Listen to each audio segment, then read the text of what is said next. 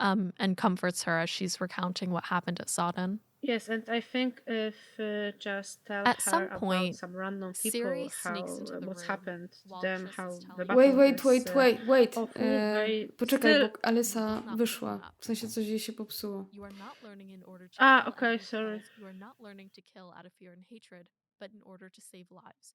Czy było słychać, jak mój pies w połowie szczeka? Tak, było troszkę. Kurde. Ale to co? Rzuciłam w niego poduszką. I było słychać, jak przyszedł, jak tapał łapkami. Then you'll never understand. Get out. Geralt's eye, get out. What did you guys think of that whole thing? Hello? God damn it. Oh! Hi guys. I just talked for so long and I had no idea the call disconnected. Oh, I just wrote to you. I saw the second you were, so we stopped. So don't. Oh, what was the last thing that you heard me say? Because my recording's still going. Oh. For whatever reason, Google signed me out of the call. Okay. Karolina then just took over. Don't tell this because I don't remember what I want to say. Oh my god. That's great.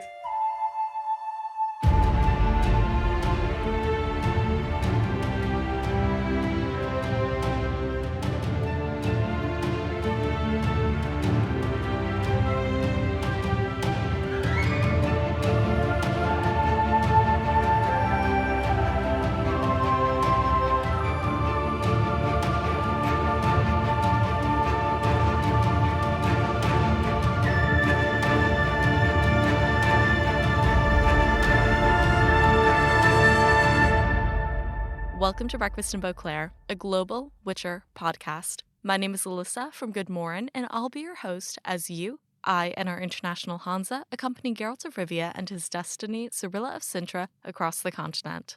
This week, I've got a big official announcement for you guys today. I know I've been teasing this for quite some time, but stay tuned after Tidings from Toussaint to find out how you can get Breakfast in Beauclair merchandise. And save the date for our highly requested Summer Solstice Party on the Hanza Discord, where you will get to meet members of our international community on Saturday, June 26th, or if you're in Australia or Asia, Sunday, June 27th.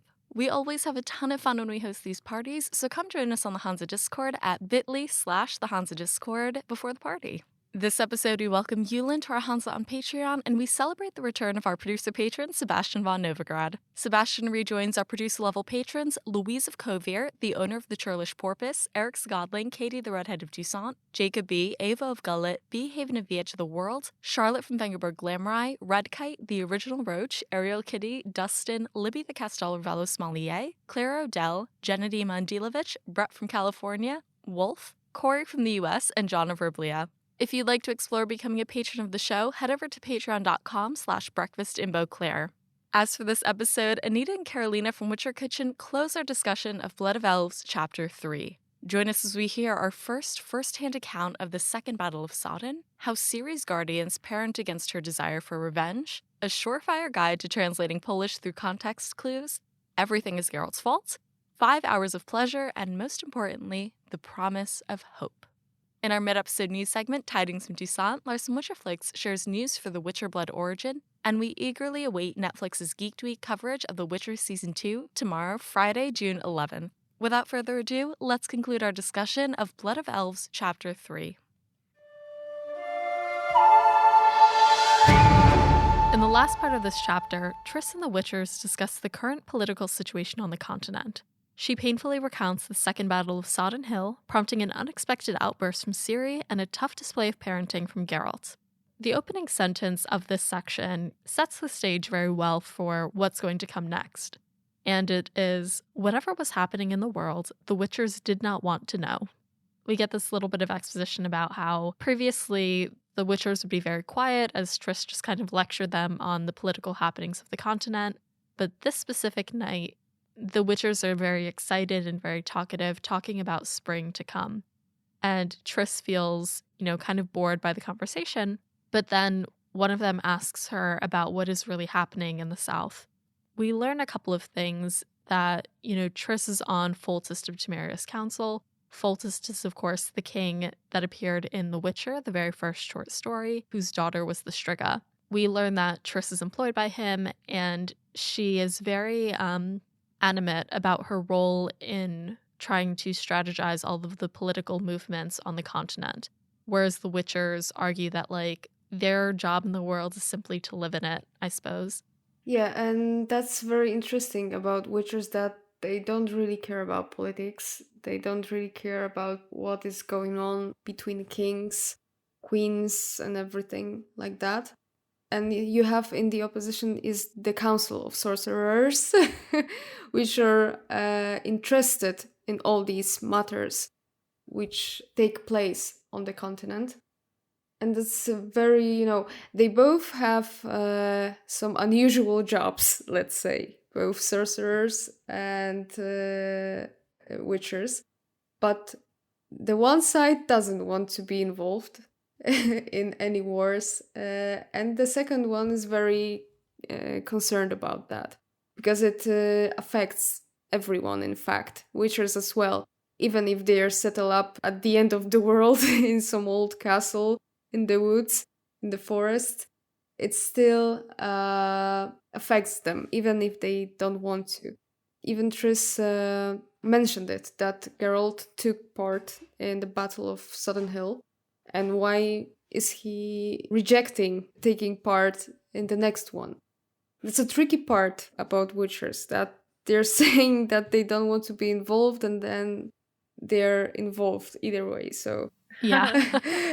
Which I think reaches back very nicely to what we learned about Geralt in The Lesser Evil, which was a story of Stregobor and Renfri back in The Last Wish. Yes. In that story, he chose neutrality and he refused to side with anybody, citing basically that the lesser evil is a false evil. And we find out here in this chapter, hey, it's not just Geralt that thinks that way, it's all the Witchers that don't want anything to do with politics and with getting their hands dirty. Yes, and we know that eventually it still affects them. So even if they don't choose, so the world will choose for you. So that's the final thought about that. Just like The Witcher 3. Yeah. Yes. It'll put the baby in the oven for you. Yes. If you don't choose, world will get to you eventually, because you live in the world, so you cannot just hide in your destroyed castle and say, I don't care, it doesn't really concern me, I'm just killing monsters. So we know it doesn't work that way, even if they want it, and if they think it's a good choice not to choose. And we know what are the results of such attitude, even if the reasons are good for such attitude. And we know it's not so easy, like you're just saying, I'm not choosing at all. But it's not that simple, because everyone would say that if it would be so simple. Always in some way they are a part of create a shape of the new history, new politic and the continent. Yeah. I think there's a number of things that contribute to each of their world's views on the topic. So, Triss is sitting in a position of power. She is an advisor to a king. Her job is not just to make sure that war is waged well, but to try to stop it from happening at all. She says the world is falling to ruins. We can watch it happen and do nothing, or we can counteract it. And it's definitely a proactive stance where she wants to be active in politics and be active in, as you said, Karolina, shaping the world. Whereas Cohen and Lambert, who respond to her, really don't have any grand power. They're in a completely different class from a sorceress. Cohen says, the world is falling to ruins. How many times I've heard that? And Lambert says, me too. And it's not surprising. It's a popular saying of late. It's what kings say when it turns out that a modicum of brains is necessary to rule after all. It's what merchants say when greed and stupidity have led them to bankruptcy. It's what wizards say when they start to lose their influence on politics or income. I think that, when they're operating at essentially a blue-collar level to what Triss is doing, they're looking at world events, at global events on the continent, as the world is going to happen as it will, and people complain about the world's changing on them, when really it's just the way that things are. All that's left for you to do is to just operate in it and to do as best as you can for yourself, and not really be bothered with the happenings of, as he says here, kings, merchants, and wizards. And actually, this is interesting that when Witcher think they do nothing for the politics, actually they change politics, because we have this example about Geralt and Ciri. Geralt want to just only save Ciri, and he go looking for her to Cintra to save her, not thinking about the political stuff that that everything what happened next, and just the fact that he take her and now he live with her Yeah. impact on the political situation in continent, actually, because the princess of Cintra is lost, yeah, and now is this whole game about political situation and Cintra and who should rule the Cintra and etc., right? And Geralt just take the child. Geralt is adorably and consistently short-sighted all of the time. All of the time. He doesn't really think too far ahead that often. No. And we say this very lovingly, but it's the truth. And, you see, to Karolina's point, you see this in chapter 1 when Rince attacks Dandelion for information about Ciri. And that is not something that Geralt could have predicted at all. To your point, he probably had no idea that that was even a possibility. He was just doing what he thought was best by taking her in. To your point about the current political situation, even though he had an influence on it, in almost like a butterfly effect way, he took the child and then everything was going to blow up. He explicitly tells Triss, he's like, I don't care about politics. He doesn't want to die in a war that's not his, but he's accepted death, and he's accepted death as a Witcher.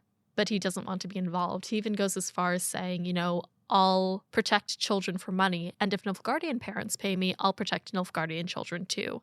I don't know, tries to take a backseat and an inactive role here. Yes, but it's not really a backseat, as we know. That even No. if he's paid for something, he in fact is involved. So that's kind of a lie to himself, I would say. Yeah. There's an excerpt somewhere in the series. I can't remember where it is exactly. It might be one of the later books, but to summarize it, it doesn't really have spoilers. It was like, basically everything is Geralt's fault, and nothing would have happened this way if it wasn't for Geralt. Yes, but at least he had good intentions. Yeah.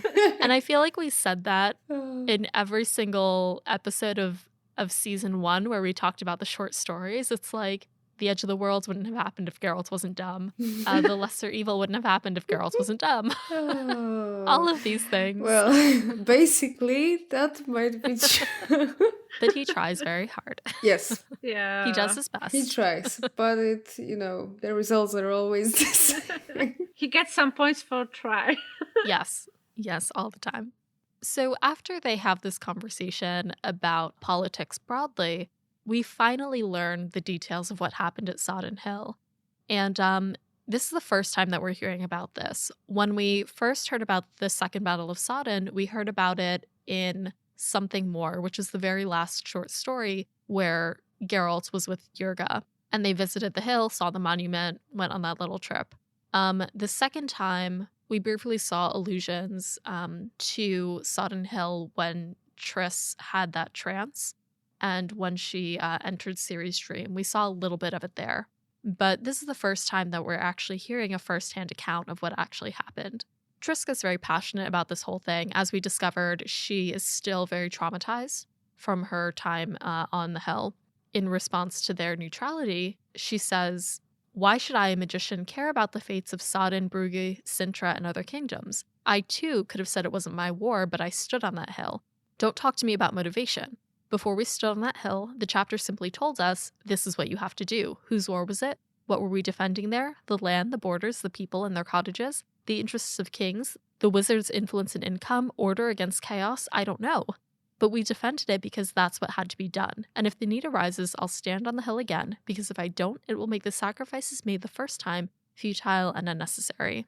I think she was a bit angry at them. Just a little. Yes. Just a tiny bit. Yes, at their attitude. That it's it's easy to say, I don't care, just do whatever you want with all these battles, because it's not our, it's not our business.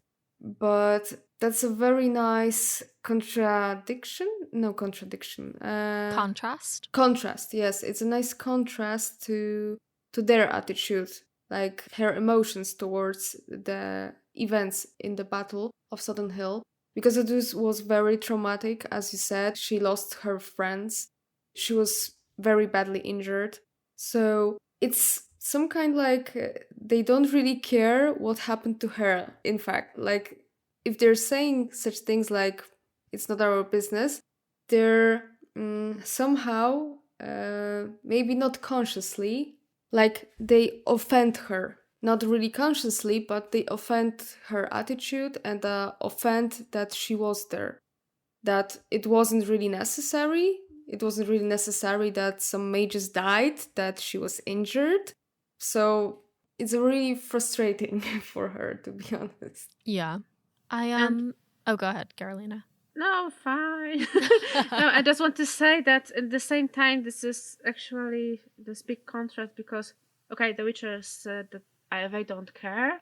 And in the same time, this political staffs is very close to Triss, who is their friend, and they care about her as a member of this weird family, let's say. And she almost died, actually.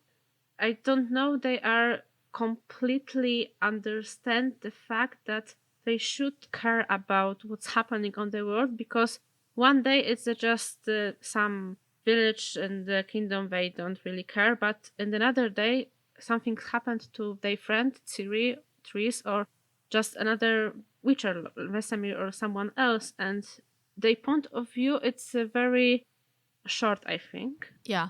Yeah. Short-sighted. It's short-sighted, let's say. Yeah, thank you. That's a better word. And I think the biggest clash is more in like value. And we kind of talked about this briefly already, but you know, Triss has a sense of duty, responsibility, and obligation to something greater than herself. In this case, it's a responsibility to Temeria, to the Northern Kingdoms, to the Council and Chapter of Sorcerers, whereas it seems the Witcher's greatest responsibility is to themselves, and to anyone who pays them, which is probably why they're bashing heads so much, like on a very fundamental level. Regardless of the details of this war, it's more so that Triss sees an obligation to others, whereas the Witchers mostly respond to an obligation to themselves first and foremost. After that, Triss actually gets into the details, the really gruesome, gory details of what happened at Sodden. Just for a quick recap, the Second Battle of Sodden happened after Nilfgaard's attack on Cintra. So this is after Calanthe died, after Ciri was taken. The Second Battle of Sodden was kind of the rallying cry of the North, and all of the northern kingdoms stood on this very literal hill and attacked the incoming Nilfgaardian forces below. And so the North, I believe, had about 22 mages, 13, allegedly 14 with Triss, died. Nilfgaard had mages of their own, so the battle was incredibly big and very intense. The North ended up winning that battle. Triss, when she's explaining what happened, says, "After all, you want to know what happened there on the hill. So listen. There was a din in flames, there were flaming arrows and exploding balls of fire, there were screams and crashes, and I suddenly found myself on the ground in a pile of charred, smoking rags. And I realized that the pile of rags was Yol, and that thing next to her, that awful thing, that trunk with no arms and no legs which was screaming so horrifically, was Coral. And I thought the blood in which I was lying was Coral's blood, but it was my own. And then I saw what they had done to me, and I started to howl like a beaten dog, like a battered child. Are you surprised that they could have mistaken me for someone dead? Well, everyone was found in pieces, and the only person who recognized me was Yennefer, and Yen was blind. And everyone else knew me by my beautiful hair, and I didn't have it anymore." You know, and then she kind of goes on about like how everyone was restored to their previous looks, but she'll never wear a low-cut dress again. That's the first time we get a first-hand account of what happened at Sodden. It must have been very hard for her to, tell about those things she encountered during the battle, that she had to feel, that she had to see. And the Witchers just told her, like 5 minutes ago, we don't care, it's not our business. So Yeah. I think it was the time that they were not really conscious about what they are doing to her, in fact.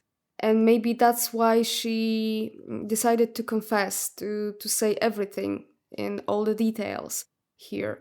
So it was in fact the reason she tells all these things here. Mm-hmm. And it's still amazing how strong she is, because after everything what's happened to her, she also just I just give up, just I don't care anymore, and she still believes that she can shape a different political perspective for the future and do everything to create a better future, right?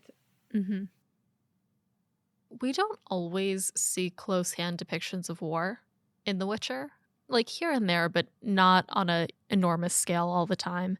So it's always really interesting to see not just war in The Witcher, but also magical war and what happens when you have mages and sorcerers that can do all of these incredible things and what the human toll is. It's definitely very intense. And at some point, it's so intense that Geralt, who's been very careful about his interactions with Triss, actually embraces her and comforts her as she's recounting what happened at Sodden. Ciri sneaks into the room while Triss is telling the group about Sodden. As Triss is getting emotional, talking about the battle, Ciri shouts, "I'll stand beside you. Just wait and see. I'll stand with you. Those Nilfgaardians are going to pay for my grandmother, pay for everything. I haven't forgotten. Why do you think I'm learning to fight with the sword? I want to kill him. That black knight from Cintra with wings on his helmet, for what he did to me, for making me afraid. And I'm going to kill him. That's why I'm learning it." And Geralt interjects, and it says, "And therefore you'll stop learning," said Geralt in a voice colder than the walls of Kaer Morhen. "Until you understand what a sword is and what purpose it serves in Witcher's hand, you will not pick one up. You are not learning in order to kill and be killed. You are not learning to kill out of fear and hatred, but in order to save lives, your own and those of others." The girl bit her lip, shaking from agitation and anger. "Understood?" Ciri raised her head abruptly. "No." "Then you'll never understand. Get out." "Geralt, get out." We rarely see parenting like this from Geralt. Ciri wants to be a help. She wants to defend herself. She spent so long terrified after Cintra, and then she finally got picked up by Geralt. She spent the last, couple months to a year with the Witchers, learning all of these new skills, learning how to fight and defend herself and think critically. All of a sudden, she's committing to putting these things to use, and Geralt stops her. He's coming to this experience as a new father, a new guardian, with a sense of morality and wanting Ciri to learn not just how to be deadly, but how to be conscious of her role and her impact as well. What did you guys think of that whole thing? Now, when we came to this part in this chapter, we have this whole point of view about Ciri and her perspective about why she learned this sword fight. And she tells that she do all these things to just take revenge and kill this black knight from Cintra. In this moment, she don't understand this, and I think this is the great part when we take point of view from the Witcher side, and I don't know their kindness about death, because they don't want to kill just for bad things. They take this point of view that for them just killing is the only thing they can do when everything else didn't work, and they don't want to that Ciri go to this dark path when she only thinks about revenge. She must thinking about being a good person, and of course in the future she will be fight and she will kill some people, but they want to that she do this only if it's necessary, when her life is in danger, not because she have pleasure for just killing the people, right? Mm-hmm. And there is a quarrel between Geralt and Ciri, a real one. Yeah. Like he's saying to her, just get out of here if you don't understand what I'm saying, because you should now. There's no place for you to argue with me, because I know that's a bad attitude. So that was very abrupt, very harsh, but in fact very to the point. in this case, because Ciri, of course, she has reasons to be filled with with rage, with hatred, and the need for revenge. But still, it's a very short and bad path, and Geralt knows about it. Yes, because if I only can cite, because maybe I forgot about this, that we think about the Witchers as they butcher monsters and something else, but in this part, I think we can see their wisdom about life and death. Mm-hmm. Yes. I think it's very important as a reader to acknowledge that, Ciri still has this anger inside. And even though she's in an environment that is incredibly kind to her, all of her traumatic experiences still exist within her. And yes, we see this in her nightmares, but we've never seen it like this in just this outburst of anger. She's 10 years old and threatening to kill somebody. Geralt, as her guardian, recognizes the possible danger that this could have. The fact that if she continues with these aggressive emotions and with wanting to act upon them, that could set her down something really dangerous.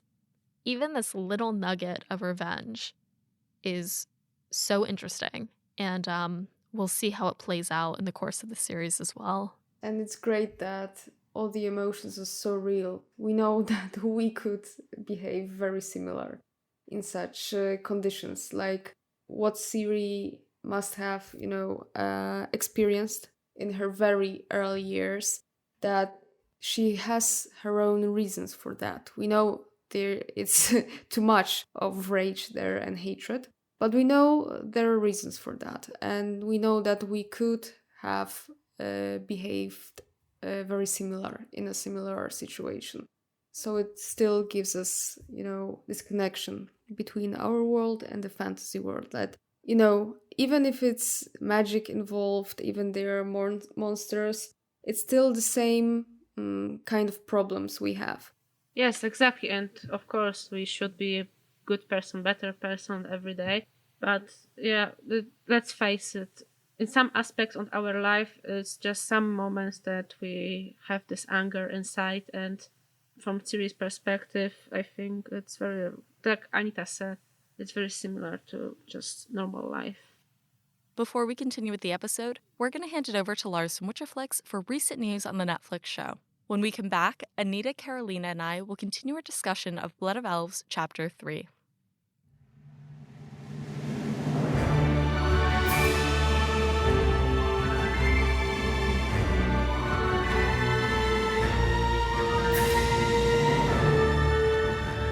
Hey, it's Lars from Witcherflix, and this is Tidings from Toussaint. Welcome back, everybody.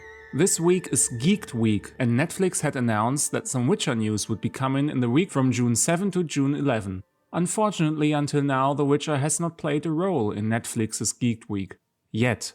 But tomorrow, Friday 11, will be the day when a rumored Witcher teaser, a release date for Season 2, and maybe even more stuff like interviews with showrunner Lauren Hisrick or some new set photos might be released. Watch Netflix's live stream on YouTube on June 11 at 9 AM PST and keep your fingers crossed for some Witcher news.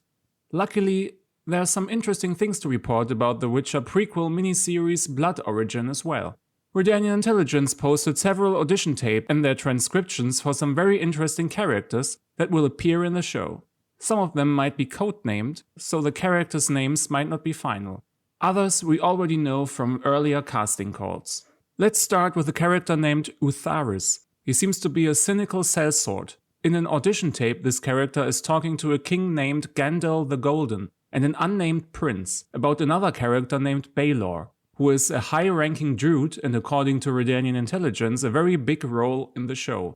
We don't know if the other two characters will appear on the final show. Gandalf the Golden sounds a lot like Gandalf the Grey, which is a definite nod to the famous wizard from Lord of the Rings. So I suppose at least a name change is very likely. The next character that appears in these audition tapes is a male character named Salice, who is described as a bright young elf, maybe a scholar or a scientist. He is married to Kali, a handmaid to royalty. The casting call for Kali was posted not too long ago. In it she was described as a sweet handmaid and a dedicated and loving wife to a genius who supports him in his work. It is interesting that the character of Salice blames himself in the transcription for a terrible, unspecified tragedy in the past.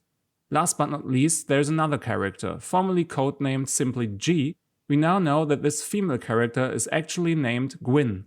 Her casting call was also posted not too long ago. Her description in it reads as follows: a brilliantly sharp-minded assassin with restricted growth. This character is a true wild card, unafraid of carnage, violence and chaos. In fact, she revels in it. Anyway guys, that's all for today. I hope you all stay safe and well. We talk again in the next episode of Breakfast in Beauclair. Until then, thanks again for listening and good luck on the path.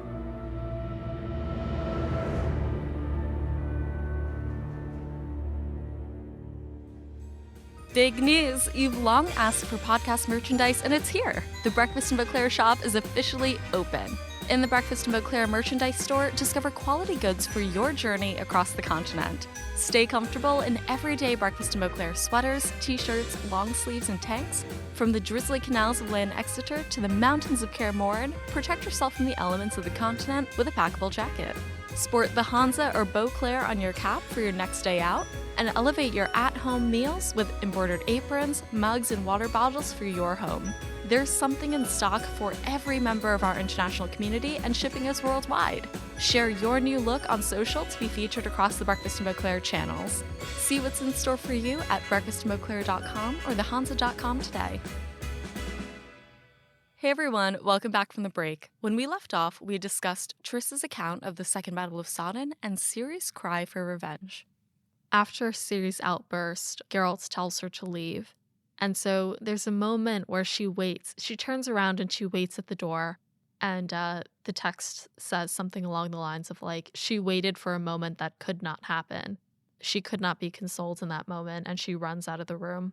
Vesemir then tells Geralt that he was too harsh, which causes Triss to turn to Geralt and just start yelling at him about, you know, how could you be angry at that girl who's just clearly showing an appropriate response based on everything that's happened to her? And then she takes it like 5 steps further by arguing to Geralt about him and saying like, you're just mad that she is capable of feeling human emotions. Your emotions are not gone. You killed them in yourself. They weren't killed in the Trial of Grasses. You're the one who's suppressing them, and you're just lashing out at her. To the point that Geralt now tells her to stop and calls her Marigold, which he's reprimanded Lambert about before. And then they calm down. Triss and Geralt leave the hall, and they find Ciri standing outside on a stone wall, holding her sword out, and just kind of crying in the moonlight. And it is kind of a beautiful scene, but Ciri starts shouting at them like, no, you're not going to take away the sword from me. You're not going to take away the sword from me. And Geralt keeps asking her to come down. Ciri is still a little defiant, and she ends up slipping and almost falling off the wall. Triss has a moment where she's like, I can't catch her with magic. I'm too slow. Geralt's not going to reach her, but Geralt does reach her. As Triss is walking over to them, Geralt is holding Ciri, and they're quietly whispering to each other. And it's this very tender moment, again, of Geralt's parenting, where we're able to see the relationship that they have and the father and daughter intimacy that they share, and the amount of trust that they have with each other. Yes, even if they were very angry at each other 1 minute ago. Yeah. You know, Geralt and Ciri reconcile, and at this point, Geralt and Triss say, you know, it's spring, it's time to head to Elander and the Temple of Melitele. And there is a nice closing to this chapter. And what I must say that this chapter takes place, in fact, in one place in GoodMorhen, but a lot of things happened. Maybe not, you know, the chain of events, but the chain of emotions, the chain of small hints that we could catch from all the narrative here. So even if it's relatively short and it's only in GoodMorhen, it still has a lot to tell the reader. And it's really great for me that even if we don't have, fights, wars, and so on, it's still really interesting. That it tells a lot about characters. It tells us a lot about, some previous events. We have some foreshadowing also. So, yeah, it was squeezed into a very short chapter, but it's so intense, I would say. And I only just want to tell that for me this final scene between Ciri and Geralt is very touching and show us a future where whatever happened in the future, Geralt always take a risk. Geralt never leave Ciri. They always do everything to catch her, even if you think that's impossible to save her. He's never give up for her, because as we can read, Triss thinks that they are too slow, they don't catch her, and Geralt never give up, and I think it's very some kind of symbol for the future and relation between Geralt and Ciri. Yeah. I don't know, it's a very nice way to end the chapter. As I've said with, all of our episodes about chapter 2 and 3, Ciri's time at Kaer Morhen does feel like a very safe place for her. She's learning a lot. She has people who care very deeply about her. And we also see, even for Geralt, he's also in an environment that is very supportive of him. So I think it's a nice way of getting back into the Witcher world after the short stories and to kind of solidify the narrative that's going to take us through the rest of the series as well. Yeah, and before you go to the continent, before you go to this amazing journey, you start the book with a cozy place, the place where I think is safe, as you said, of course. And this is the great part, the great location in the book to start prepare readers for what's coming next. It's like home. You want to know what is bad or good, anything what is important and emotionally for you. It's better to know this in your home, right? And for Ciri, Kaer Morhen is this home, and I think this is the symbolism or something like that. Yeah. Just thinking about this chapter as a whole, starting, all the way back with the Trial of the Grasses interlude and Ciri's prophecy, the training, and all the way to this last discussion of current events.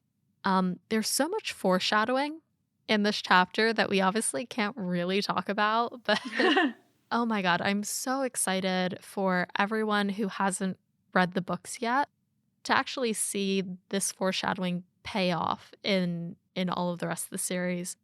I'm really excited for future episodes of the podcast in which I'll be like, yeah, this thing, we saw it in Blood of Elves chapter 3. We saw it. Yes. And it makes me it makes me wonder about like Sapkowski's writing process. If he actually plans that far ahead, or if he reads his own books back and it's just like, oh yeah, let me just I said that like 3 years ago. Let me just go put this in this new book. I would be really curious to hear about that. But do you guys have any final thoughts on chapter 3 of Blood of Elves? Karolina? You start because I'm thinking. As I said before, for me, it's just really nice and squeezed, let's say, chapter taking place in Kaer Morhen, but in fact having a lot of things to say for the reader. And it's very intense and it's very interesting for me.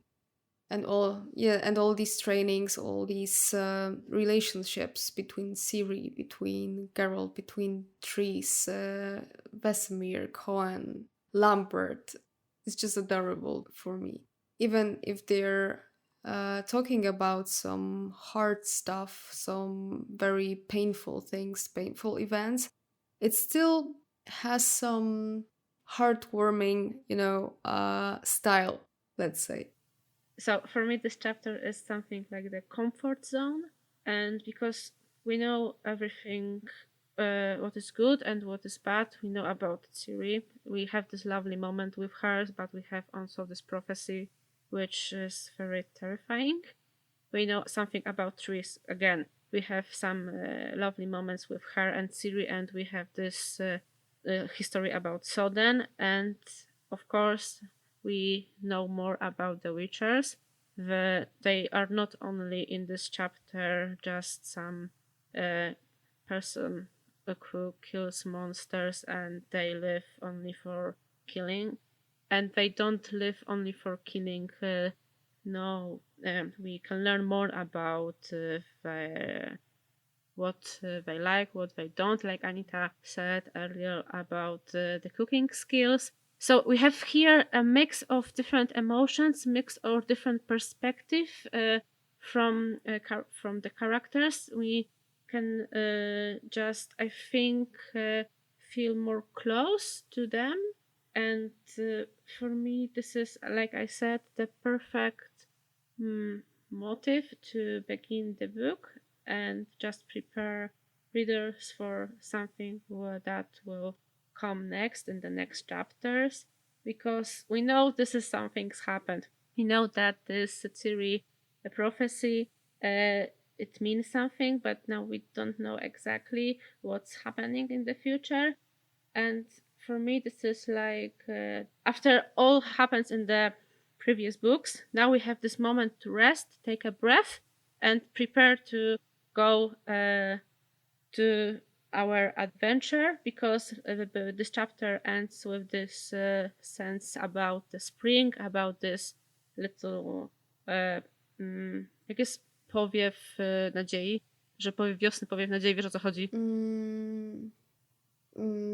The hint of hope. Yes, Yeah. we have this. I guessed that even though it was in Polish. Nice one. Bravo! Good one. So we have this moment in this chapter that we can now rest. We can, I think, prepare for next. And after all this good and negative situation in this chapter, I think we have this point of view that, we can start now a new journey for better. And but of course, everything what happens can be different. But now this is this feeling for me in this moment. Yes. The next 4 chapters are a ride. They are a ride. And but as Karolina says, there is just this huge promise of hope at the end of the chapter that Geralt, Ciri, Triss, and us as readers are kind of ready for this next journey after this easy transition into the start of the books over the last 3 chapters. But yeah, is there anything else that you guys wanted to talk about? I feel like this is a very natural end for us. I'm done. I feel like this ending was better than the starting for my point. So now I'm good. I'm satisfied, and I think I only changed something from about this first part. We will work on this. Don't worry. I'll have you guys on every season. It's fine. Thank you. All right, let's see. Well, I guess that's about it. So that is it for our show today. Anita, Karolina, thank you so much for joining me again for this episode. And thank you to our Hanza for listening. So where can people find you? And is there anything that our community can help you with or anything that you'd like to share with them? Okay, so thank you also, Alyssa, for inviting us again. Yes, thank you so much. Thank you for your patience, and we hope the listeners would like our insight we put into this chapter. And you can find us on witcherkitchen.com, where we share our recipes for Witcher-inspired food, and also some tidbits about our Slavic culture and all the folklore things from Europe, which inspired, in fact, the Witcher books, games. And you can also find us on Nerd's Kitchen PL, where we share some recipes for food from different video games. You can find us on Instagram, Facebook, Twitter. And if you ever use our recipe in your kitchen, just send us your feedback, send us your photos. Yeah. We're always happy that you use it, and we're happy if you can enjoy really good meals from your favorite universes. So yes, and a lot of love from us to Hanza and to Alyssa, the best host. Aw, thanks. Anything that you wanted to add, Karolina? Sorry. No, I'm just... actually, thank you to you, Alyssa, and I want to thank you, everybody who will listen to this podcast, and I hope preparing for this chapter give you just some new point of view about this book, and you enjoy this little fun facts. And of course, we really, really want to know if you, like Anita said, cook something. Just give us your photos, and we post it maybe on our site or Instagram, because we really like to share with community what actually everybody prepared, because about the food is to share, and not only our photos but always yours photos and your celebration the food. Yes. And thank you again, Alyssa, for the patience. Yeah. For me, yeah. And I hope you will be satisfied, and I really hope that we give you just good material. Yes, I have a lot of faith that these episodes will turn out fantastic. I always love working with you guys. It's so much fun for me to hang out with you guys every time, and it's always such a treat. Also for us. You can find Witcher Kitchen and Nerds Kitchen on YouTube as well. So if I love YouTube, and they have a beautiful YouTube page and wonderful videos on there along with their blogs. And I believe a number of people in the Hanza have made their recipes before, and yes, they have shared them. So if you want any quick tips, there's the Beauclair Kitchen channel in our Discord. So I've heard good things about your recipes. I still have yet to try them, but I can't wait. Maybe I will just hold out until I go to Poland and Anita makes me some things. Yes, I will make you a grand feast. Amazing. That's I'm for so excited. That's for sure. Yeah. I can't wait when this pandemic will just, stop spreading, and we will again have opportunity to meet in different countries. So yes. Yeah. Yes, and we must give Alyssa boiled potato with cottage cheese. Yes, I Yes. know. Definitely. First position in the menu. All right. Well, that's it. And next episode, join us as we discuss Chapter 4 of Andrzej Sapkowski's Blood of Elves. Yay! Hooray! Great, we did it! We did it! Okay, so it was almost Again, 5 hours, right. if I'm not wrong. Yeah. I don't know, but it was 5 hours of pleasure. Yes. So much fun. Thanks for joining us at the breakfast table. For show notes, transcripts of each episode, and a complete list of our social platforms and listening services, head over to breakfastandbeauclair.com. Breakfast and Beauclair is created by Alyssa from GoodMorhen. It's hosted by Alyssa with the Tidings, Toussaint, news second by Alyssa and Winterflix. The show is edited by Alyssa with music by Mojo Filter Media. Breakfast and Beauclair is produced by Alyssa in New York City with Louise of Covier, the owner of the Trillish Porpoise, Eric Zagodling, Katie the Redhead of Toussaint, Jacob B. Ava of Gullet B. Haven of the Age of the World, Charlotte Megaberg Glamorai, Red Kite, the original Roach, Ariel Kitty, Dustin, Libby, Clara Odell, Jendy Mendelovich, Brett from California, Wolf, Corey from the US, John Briblia, and Sebastian von Nivergrad. Special thanks to Anita and Karolina for joining us for this episode, and our international Hanza for their support.